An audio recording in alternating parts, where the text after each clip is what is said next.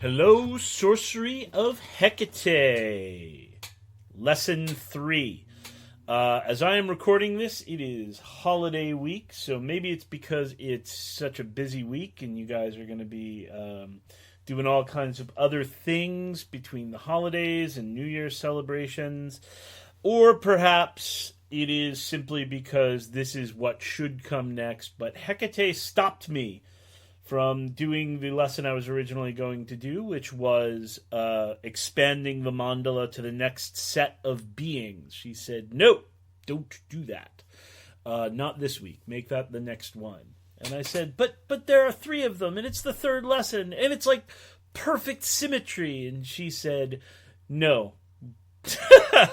So that's not what we're doing this week. Instead, this week, she wanted me to do the 2nd lesson on mantra, on her mantra.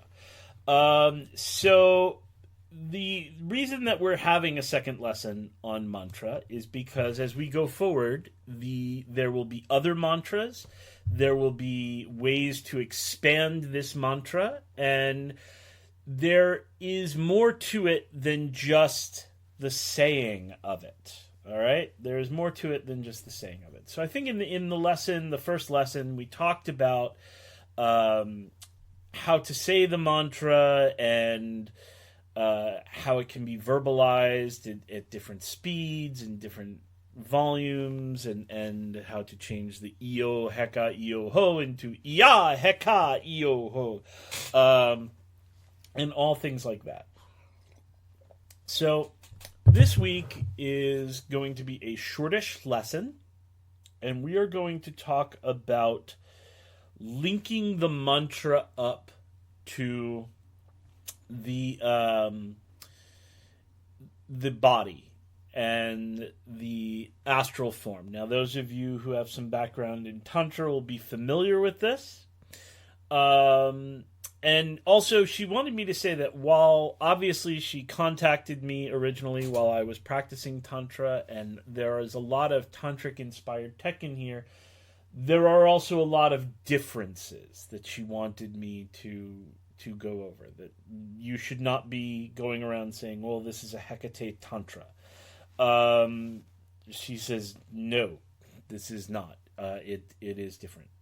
In many respects, but we are using this mantric tech, this mandala idea, to work sorcery and to commune with Hecate at all levels of her. At the level where she is an immanent deity, where she has a form and visualized, at the level where she is a chthonic goddess of the underworld, where she is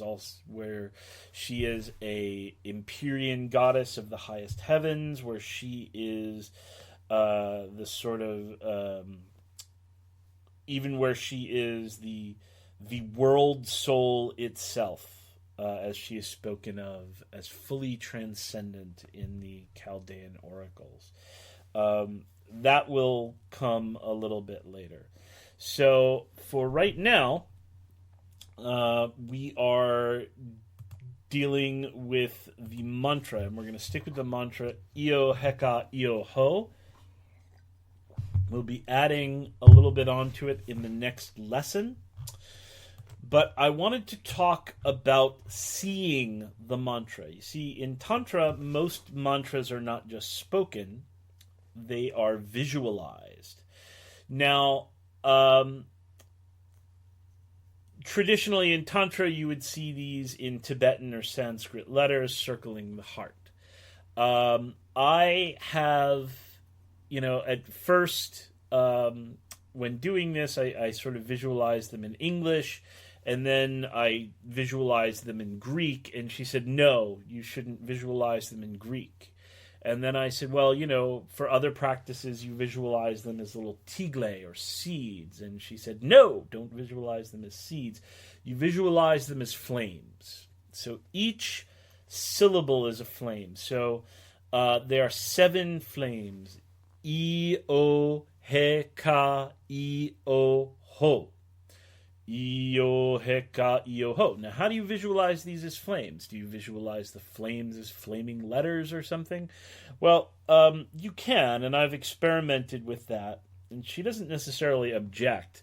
But what her exact instructions were to see the flames as if they resonated with this sound, as if this sound itself was the spark of the flame, as if that flame, burned bright with this. Io heka io ho, io heka io ho. So you see these as reddish flames circling the heart center. All right, so these are all encircling the heart center in a circle. Now, unlike Tantra, where there is a seed syllable at the center of the deity, there is nothing there. It is specifically the absence of things, almost like a black hole, if you will.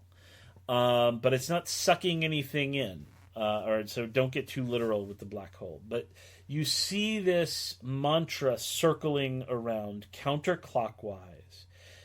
7 flames that are spinning around, so a circle of fire that spins counterclockwise at the heart. So io heka io ho, io heka io ho, io heka io ho, io heka io ho, io heka io ho, io heka io ho, io heka io ho. You see this, it's spinning at the heart. You concentrate on it. While doing this is what your mind should be concentrating on, the sound and the flame. You let the rest of the visualization go. It's still there. You don't dissolve it in your mind, but just like you don't have to look at the world around you for it to still be there. Once you visualize the mandala and everything, you don't have to keep concentrating on it intently. It's there. Its presence is there. So you get this circle of flame going at the heart. This is the inner strophalos. Some of you who have studied Hecate know about the mysterious item, the strophalos, written about in the Chaldean oracles. This gets a lot of different and competing descriptions, but is generally thought to be a tool that was whirled above the head. It's connected with the inks or the yunges, the bird that is sometimes used by witches in Greece. They would string it up to a wheel and spin it, and it would howl and bring the howlings out into reality. This is some people trace the origin of the word goes to this kind of howling. I don't know if that's true. I'll have to check with Jake Stratton Kent, since he's, the world goes leader these days. But this idea that this bird and the inks links to the Iunges, which is one of the Amalektoi, the initiators of things. We'll have more about the Amalektoi, the Iunges, the Sinokes, and the Teletarchs as we progress in future lessons. They will come out around a big initiation that we'll be doing about halfway through the course. So, but for now, this is linked to the strophalos, this spinning magic item. And I keep pressing Hecate for what is the strophalos? And Hecate is very cagey about it. She's, this is the strophalos. And then, one day she pointed out a bull roar. She actually appeared in my mind stream and screamed at me to pull into a place where there was a bull roarer on sale. And, she's like, this is your strophalos.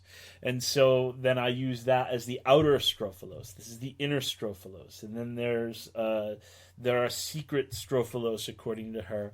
None of which, by the way, do I in any way think relate to whatever the Chaldeans thought was the original strophalos, which was like, a sapphire encased in gold and spun around in some way, shape, or form. So that is, that is the difference between history and revelation. So let's not confuse the two. Please don't go on a forum somewhere where they're debating the strophalos in history and go, well, Jason says the strophalos is the mantra, and no, I'm not saying that that's what the Chaldeans meant. I'm saying that's what we mean here. So the inner strophalos is the whirling of this mantra. It spins at the heart, counterclockwise. And this is where you're going to want to practice speeding up the mantra.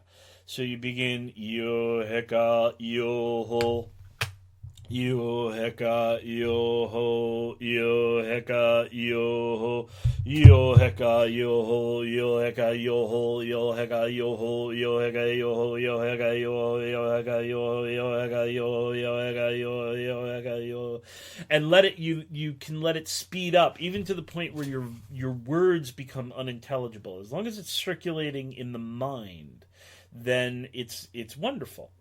So you visualize these flames circling about you, and they are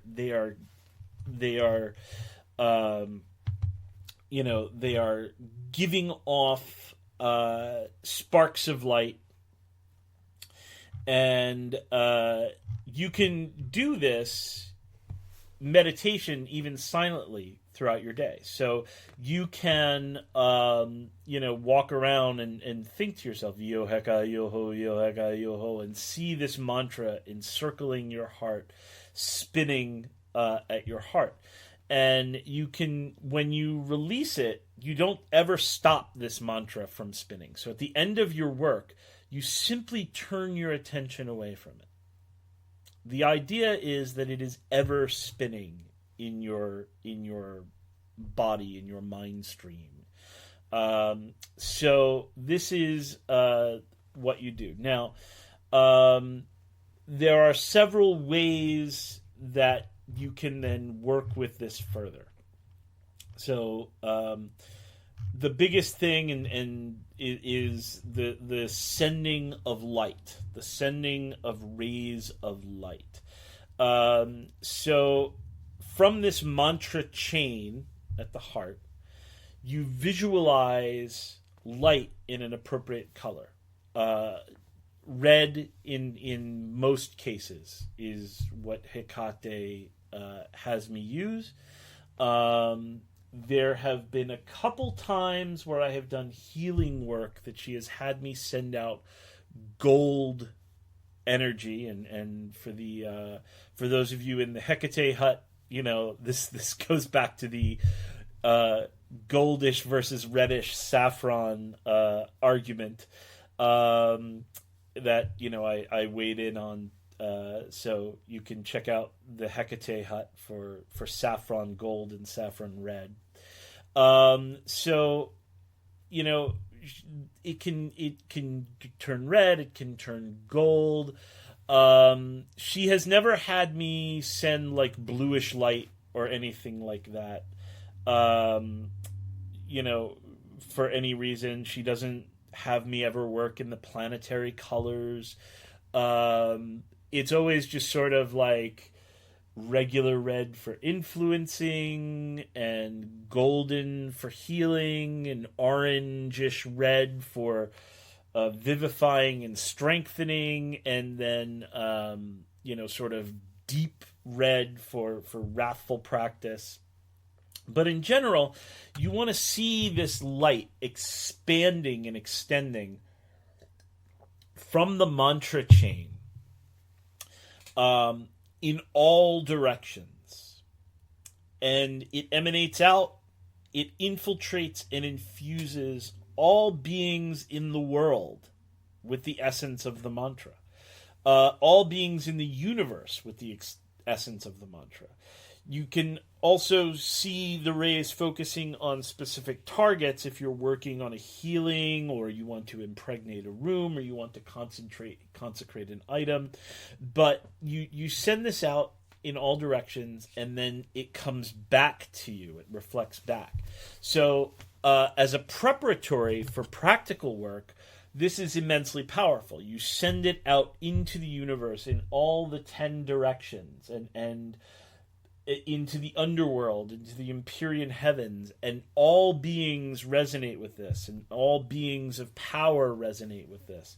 The dead resonate with this, and it reflects back upon you and carries with it their blessings and magnification, and comes back on you. In Tibetan, this is called the Trondu. So it brings it back, and it multiplies the power of the mantra, many, many, many times. So this is a wonderful thing to do, and you do this pretty much at the beginning of any practical work with the mantra. So you see this spinning at first. The spinning is the generation of power, okay? Just like, just like in sort of, different kinds of engines on the astral, and the spinning is always the generation of power. And remember, I had said to see the mandala like a machine in a way, where Hecate is at the central. So she's sort of like the you and she, and the relationship between you are like the central core, if you will. And the gatekeepers are the housing. They're stabilizing the whole thing. And then there's going to be other beings in there that pattern and program. But this is the CPU. This is the spinning of the processor. So in a very real way, it's the spinning of the processor of this intense magical machine. So now, once you've done this sending out and retrieving of rays of light, the Io Heka Ioho, Io Heka Ioho. And by the way, when you do this, you might start to feel like you're ready to jump out of your skin. When I do this, my body, I feel it on a cellular level. It starts impacting the cells. And if you do a little, sort of body investigation, what you'll see is that you can actually visualize every cell, every organ having its own spinning. So if you were to concentrate on a cell, you might see the mantra again spinning in an almost fractal way. But I'm probably getting ahead of myself. I'm not telling you to visualize that, but it's something that I have investigated, sort of psychically while doing this mantra. I will say concentrate on my thumb and do it there. And then, I will see the mantra, that action that is happening at the heart, reflected in a fractal kind of way in every organ and in every cell, and then in every atom. So you become buzzing with this. But if it becomes too much, if it becomes like uncomfortable or there's pressures, what you want to do is just take a break, slow it down, and then pat down that area. So very often people will get a pressure in the head when doing this. So you take your hands and kind of you pat your head, and not pat it lightly, but you pat it like you're trying to get a spider web out of you, like you're patting down, and you bring it down, and it should alleviate some of that pressure in the head. But anyway, you do this Trondu, you fill up the body with all of this energy and from the mantra. And then there are different ways to do this. So you can continue to do the mantra, and you see it spin, but now rather than just rays, it emanates sparks of fire. And these fires almost take the shape of weapons, and they start to fill all space and destroy obstacles around them. Now, a great thing to do if you're doing this in practice, let's say that you have someone or something that you want to perform a Hecate exorcism on. You would take some rice, or if you're doing a wrathful work, you would take some black mustard seeds, or if you're doing confusion work, you would take poppy seeds, or you could take some black salt, or if you were doing a cleansing, you could take regular salt, and you hold it in your hand at your heart, and you concentrate on the mantra at your heart. Yo heka, yo ho, yo heka, yo ho, yo heka. And then once you do this sending and receiving, and it's fully like empowered and multiplied, then it starts sparking. It starts sending sparks of power off.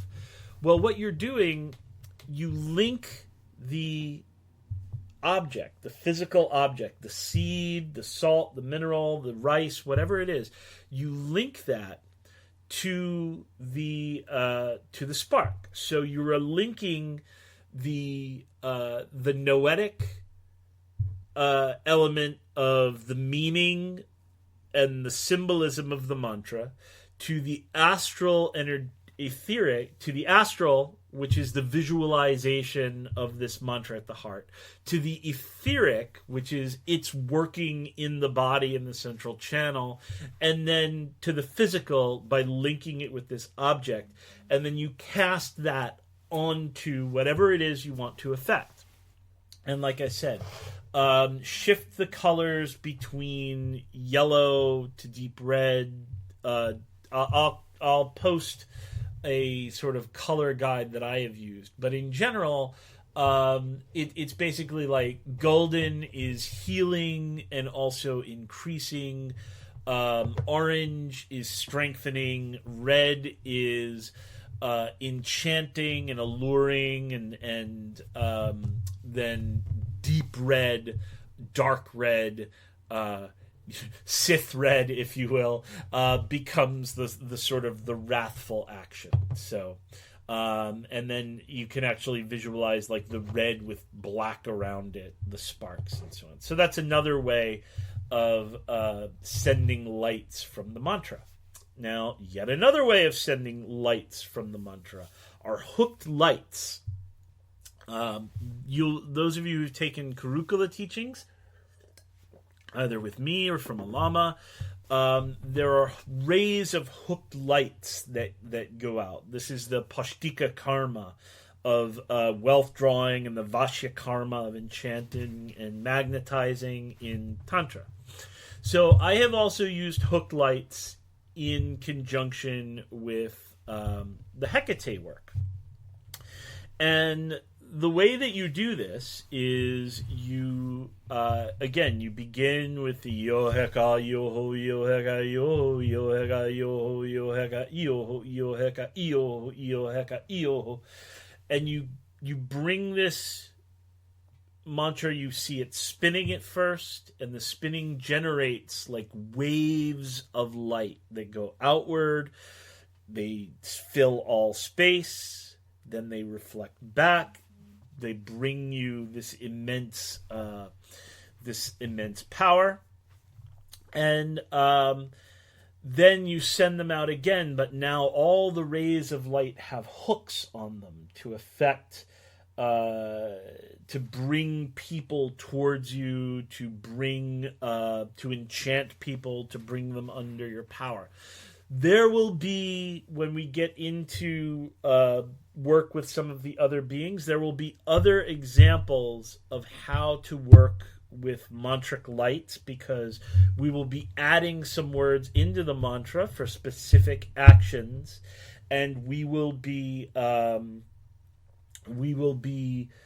doing different visualizations and working with other beings in the mandala to do this, because again, it's a big ass sorcery and enlightenment machine. So we'll leave it at that for now, and we'll do more specific things later. So this working with lights is really very important. But there's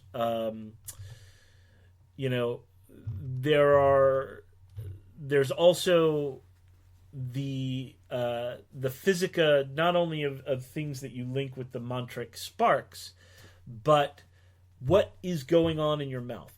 When working with mantra, you have to treat the mouth